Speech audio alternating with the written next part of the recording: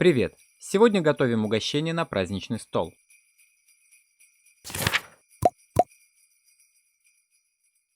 Во главе стола запеченная свинина с чесноком. На гарнир биточки из картошки со сметаной под сырной шапочкой.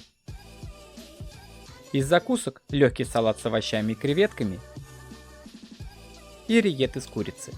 Для меня этот рецепт стал открытием. А вместо колбасы у нас домашняя пастрома.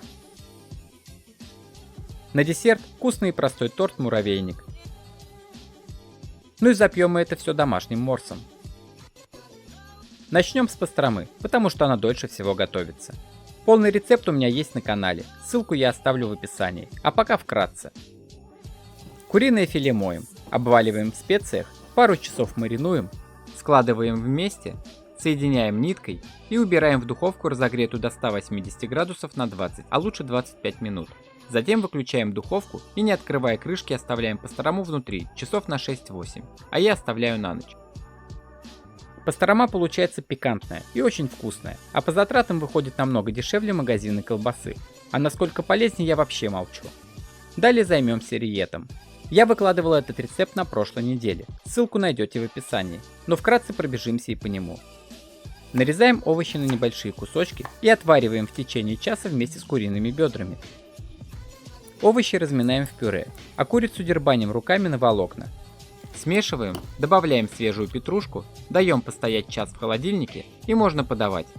Эта закуска станет центром внимания на вашем столе. Теперь на очереди муравейник. Нам понадобится 600 грамм сахарного печенья. Я взял юбилейное традиционное. Ломаем его на мелкие кусочки. Пыль перетирать не надо. Затем приготовим крем. Берем банку вареной сгущенки и отправляем в миску. Добавляем грамм 100 обычной сгущенки, 100 грамм сливочного масла и 2 столовые ложки сметаны с большущей горкой. Смешиваем все блендером или миксером. Затем выливаем крем в печенье и тщательно перемешиваем, чтобы не осталось сухих кусочков. А как только перемешали, перекладываем на тарелку. Смачиваем руки, так крем будет меньше прилипать, и придаем форму торту. Теперь его осталось украсить. Можно добавить орехи или посыпать сверху маком. Но я беру грамм 40 молочного шоколада, натираю его на мелкой терке и посыпаю сверху. На мой взгляд, так получается максимально вкусно. Теперь торту осталось остыть в холодильнике хотя бы час и можно кушать. Он получается очень мягкий и рассыпчатый. Отличная альтернатива покупному. К десерту нужен напиток, поэтому сделаем морс. Берем любые замороженные ягоды. У меня микс из того, что было на даче. На литр воды достаточно 3 горстей ягод. Промываем их под проточной водой. Закидываем в кувшин. Добавляем 3 столовые ложки сахара без горки. Если любите послаще, то добавьте 4. Затем кипятим 1 литр воды и заливаем в кувшин. Даем остыть и все. Витаминный морс готов. Вкусно, натурально и никакой химии. Обычно я готовлю его с вечера, чтобы за ночь он успел настояться. А теперь на очереди салат. Я купил очищенные варено-мороженые креветки. На пачке написано, что они готовы к употреблению, но я все равно проварю их полминуты, а затем замариную.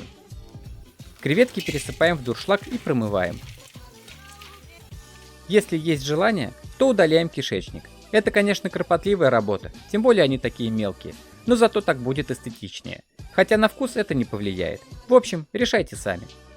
Затем закидываем креветки в подсоленную закипевшую воду и провариваем их полминуты. Дольше не надо, а то они станут резиновые. Откидываем креветки на дуршлаг, даем остыть, просушиваем и перекладываем в тару, где будем их мариновать. А далее солим по вкусу, выдавливаем целый лимон. Кстати, лимон нужно сначала с усилием покатать по столу, так разрушатся внутренние связи и сок будет выжать легче. Тщательно перемешиваем и убираем в холодильник минимум на час, чтобы креветки хорошо замариновались. А далее займемся овощами.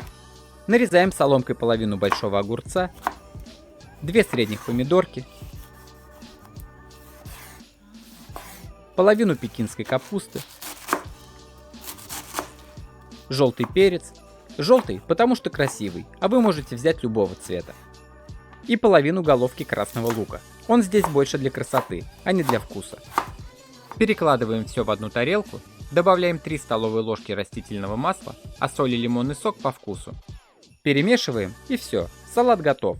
Он получается легкий и очень вкусный. Ну а далее займемся мясом. Берем кусок свинины, у меня корейка. Для начала мясо моем и обсушиваем бумажными полотенцами. Делаем надрезы на всю глубину. Режем чеснок пластинами и вставляем в надрезы. Чеснок в процессе запекания отдаст свой аромат мясу и будет очень вкусно. Затем солим. Добавляем перец и сухой чеснок. Не переживайте, лишним он не будет.